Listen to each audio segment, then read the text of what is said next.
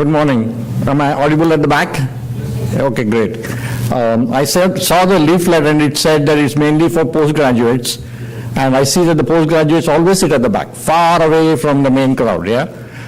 No, don't worry, I'm not going to ask questions, so if you can move forward, it's always good for the speaker to see a crowd forward rather than sparse halls. So please come forward and have some fun during this two-day conference.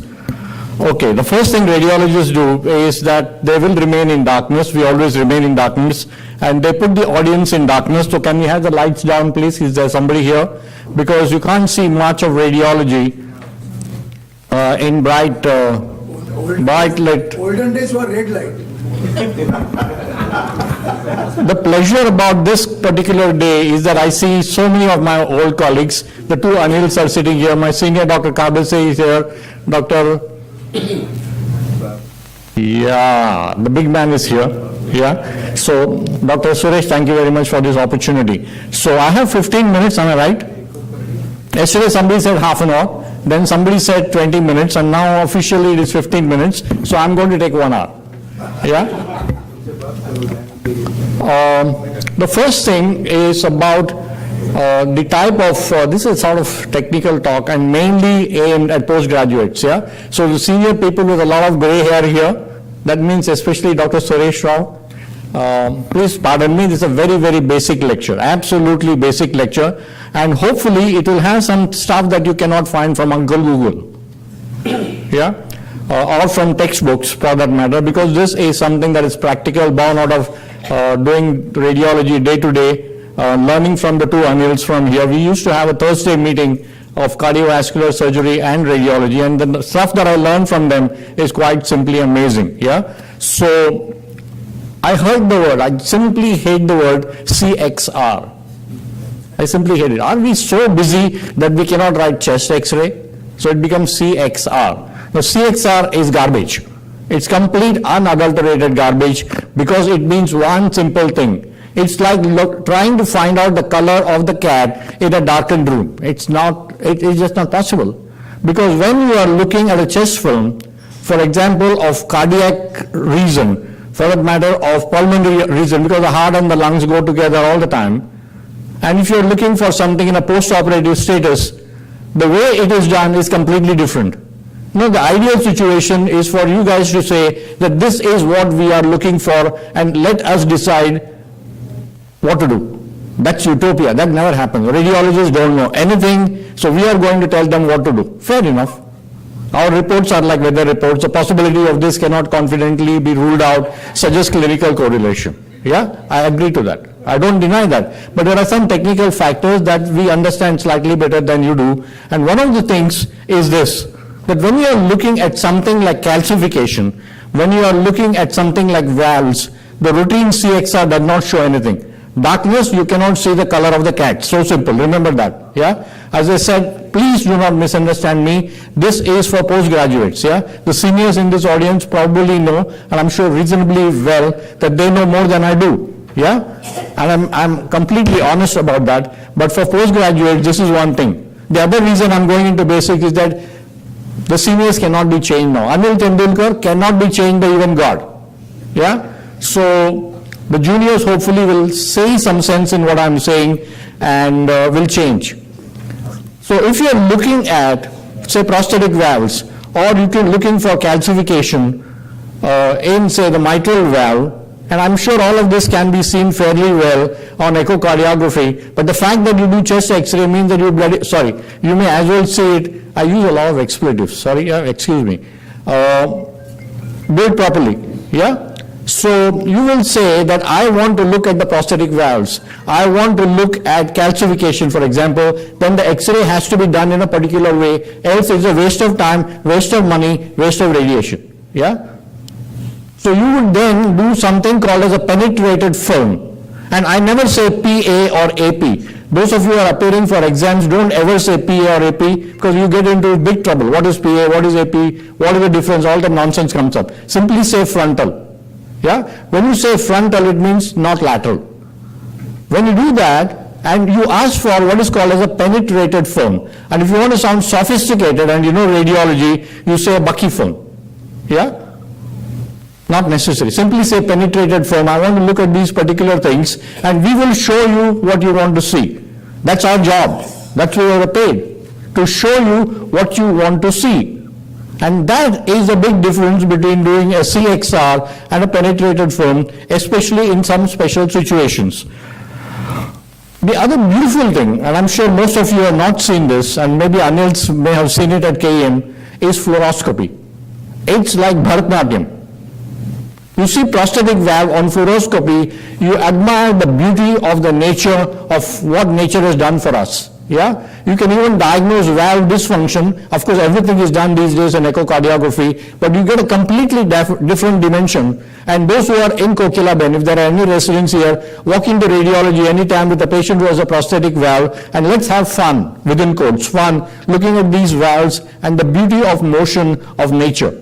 Yeah, so all of you should have a look at that, and you can see valve dysfunction, the way it is supposed to move, and the way it moves in the wrong patient, etc., etc., etc. It is grossly misused. Grossly underused as far as evaluation of valves is concerned, because echocardiography can answer many questions. Echocardiography does it in a different manner, in a different spirit, in a different dimension. That's mainly by reflected waves.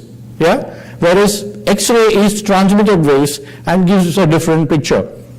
And if you have some experience of looking at these valves and their dysfunction, you get a lot of information looking at just the beauty of the metal, if there is a metal in that valve, and you can see at least the ring and the way the ring moves on fluoroscopy. I am spending some time, because I have learned from my teachers that there is a lot to be done, lot to be learned from looking at the valves in fluoroscopy, and that's why I put it in italics. Yeah, if for nothing else, just to be able to understand and appreciate the beauty of nature, the valves open, the valves close, and how they move, like the previous speaker had said. It's so complicated, it's so beautiful and so complicated, and yet so simple.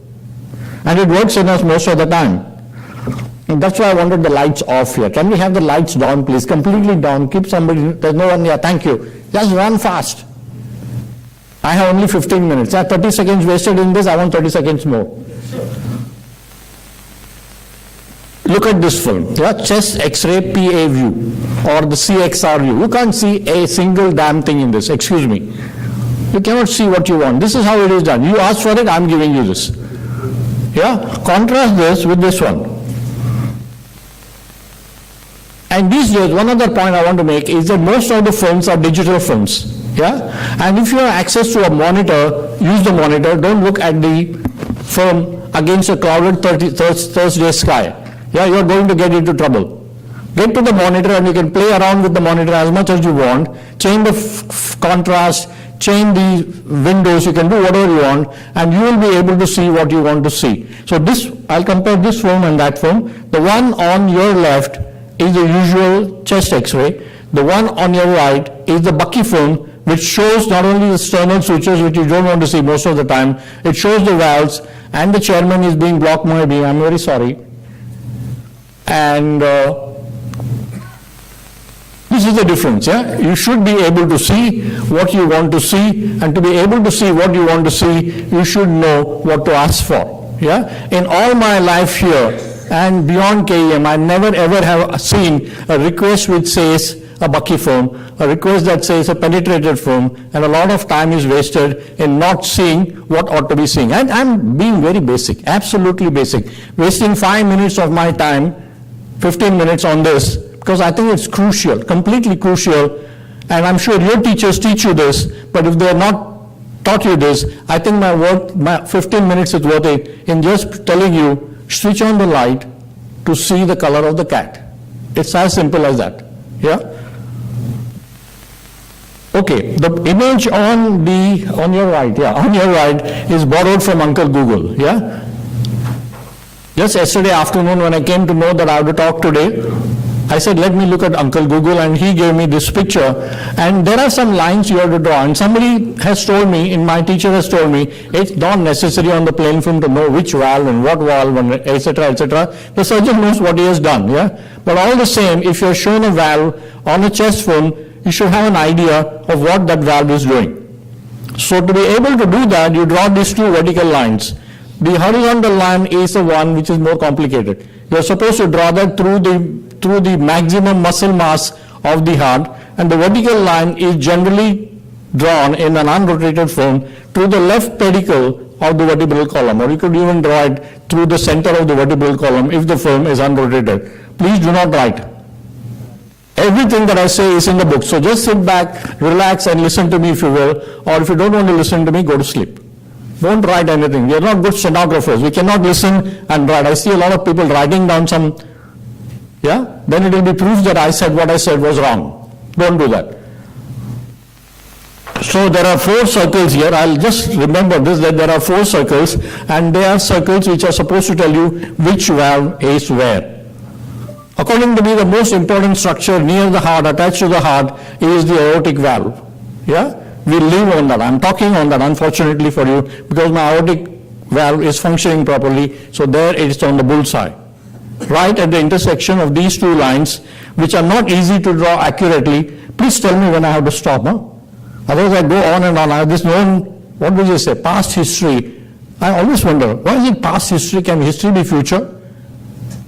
So we simply say, history of talking and talking and talking. Please tell me, there's a bell I saw somewhere. Keep ringing that, okay?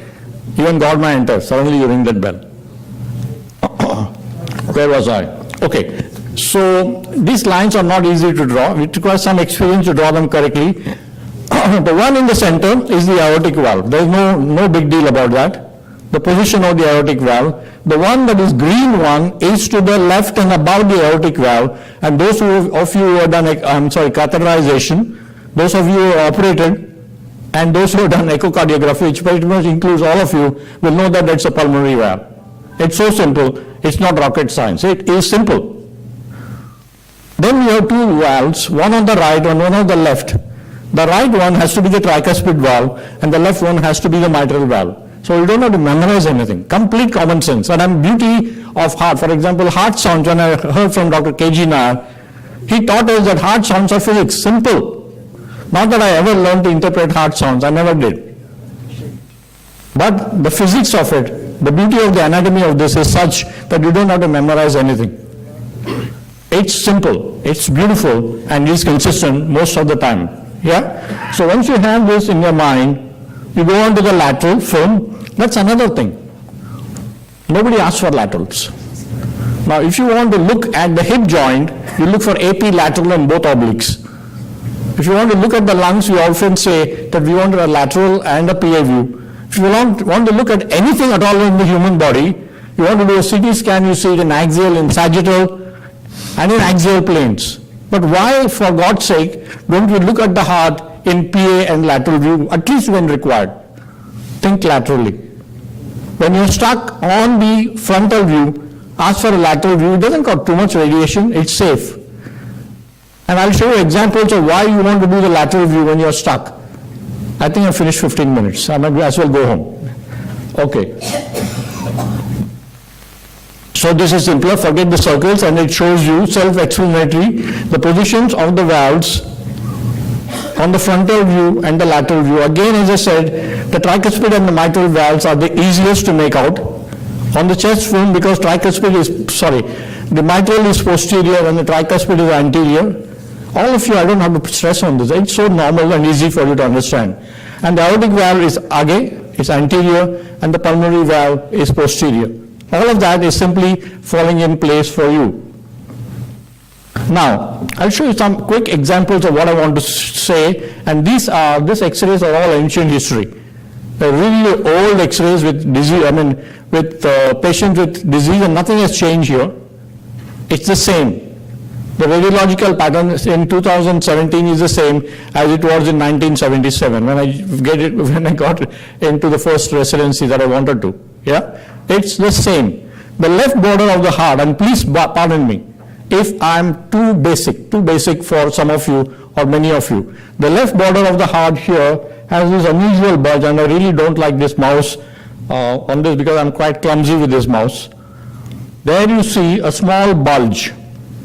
And this bulge, there's something called an Aunt Mini radiology. That means if you see a pig and somebody tells you that this is a pig, you know the next time you see a pig, and that is a pig, which is called pattern recognition. So keep this in your mind that a left atrial appendage looks like this, like a small bulge. It is just below the aorta. It's below the region of the pulmonary. So the aorta is way away, miles away. The pulmonary artery is below the aorta, somewhere here. And below that, and above the left ventricle, is the left atrial appendage. The left atrial appendage is bulging out here like this. The left ventricle itself is smaller. It is recessed somewhere. That means the left atrium is big. The left ventricle is small.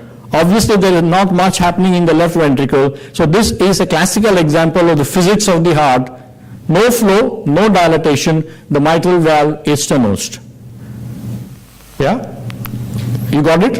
It's very simple. If there is no blood into the left ventricle has no reason to become like a champion boxer. It will remain small, whereas the left atrium is working against great pressure to beyond across the mitral valve, and it is dilating. Okay?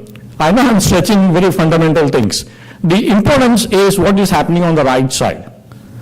The inferior vena cava gets inserted into the right atrium, 7th standard anatomy. Yeah? So what happens when the the right atrium enlarges is no matter how the right atrium no matter how big the right atrium is, the inferior border of the right atrium is always vertical. It doesn't go in. It doesn't go in like that. It is a straight line because the inferior vena cava, which is not seen on this one, anchors it vertically. So if you want to differentiate between a border forming left atrium or the giant left atrium and a normally often seen right atrium, you look at the inferior border as it inserts itself into the right dome of the diaphragm. If that is vertical, it's the right atrium. If it is curved inward, then it is the border forming left atrium. I think I have an example of that. Okay. Now the other fundamental truth is that if both ventricles are enlarged on the frontal view, it's very difficult to say this ventricle and that ventricle. We try to say this is right, looks like a right ventricular configuration, that looks like a left ventricular configuration, but the proved fact is that if both ventricles are dilated, it's very difficult to tell. On the other hand, if we change our mind and do a lateral view, now you ask me, why should I do all this? That's a different ballgame. I can see everything on echo, I don't need the X-ray to do that. That's a different question. But if you do an X-ray for some other reasons, it's important to know and be able to interpret that well, and therefore you do a lateral view, and then you know, I don't know how to express this, the lateral view anteriorly is all right ventricular structure here, retrosternal, and all left ventricular stuff is happening here. They are miles away, they are planets away. So if you want to see right ventricular events, you will see them in the retroventricular region. For example, it becomes very big and you cut through the sternum, you are on the right ventricle. Right? The left ventricle is way back. So right ventricular enlargement and left ventricular enlargement can be seen by a 7th standard student on the lateral view. It doesn't require any brains. So please think of a lateral view if there is a situation where you want to differentiate between right ventricular and left ventricular enlargement. How much time? Sorry? 15 minutes more? 3 minutes. 3 minutes more, good.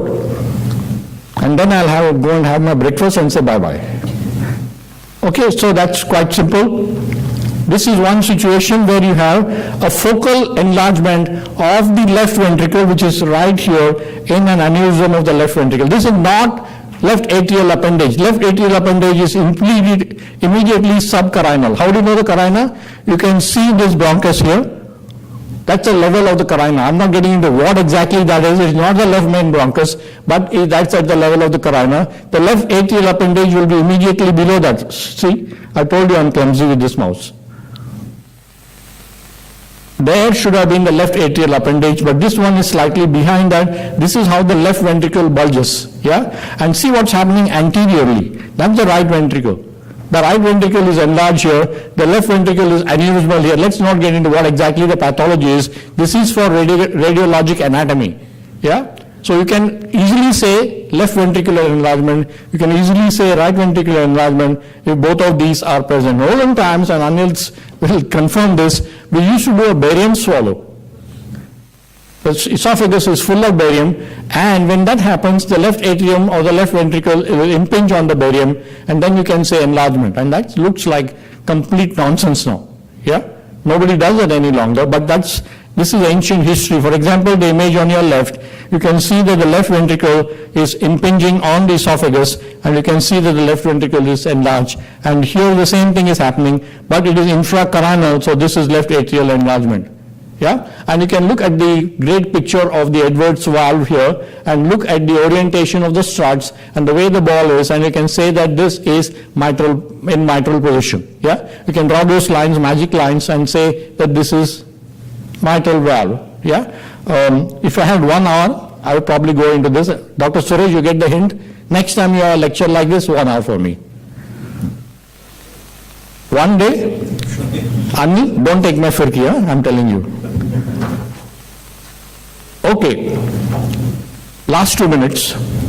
My own thing is I know that I overshoot time, but I stop. I don't like to run through slides, but whatever I do, I hopefully will do it well. And I'll stop halfway during my lecture, and people say, Ravi never finishes his lectures. True, I don't care. Yeah? So whatever the pacemaker wire is going through, right atrium, right ventricle, is a tricuspid valve. And the other thing that I have realized, and I'm sure it's written up somewhere, is that the mitral valve leaflet, the prosthetic valve, the mitral valve is always vertical, whereas the tricuspid valve is more horizontal. And you'll be able to say, Anil has a comment to make, maybe you can do it during break time. Yeah, this is those magic lines I have drawn, and you know what's happening. The vertical looking valve, which is here, is the mitral valve. Yeah, and the one above that, where the wire is, the pacemaker lead has gone through, is the tricuspid valve. So what's happening here is that I'm trying to again and again show you the meaning and usefulness of the lateral view. I'm going to stop here. I don't want to overtake time. There are some more examples, similar examples of that, but that's not a big deal. And thank you for letting me talk 2 minutes more, and I'm stopping here. Please excuse me for not completing a small set part of my slide presentation. Thank you.